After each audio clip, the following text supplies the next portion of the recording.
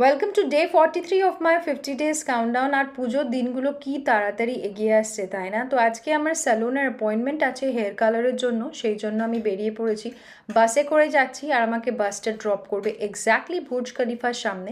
এখান থেকে খুব ওয়াকেবল ডিস্টেন্সে আমার স্যালুনটা, আর ওই যে বাসটা ওটা করে আমি জাস্ট এলাম। তো স্যালুন পৌঁছেই প্রথমে যে হাইলাইটটা ছিল সেটা সরিয়ে দিয়ে এখন একটা বেস কালার করা হয়েছে, যেটা হচ্ছে ডার্ক ব্রাউন।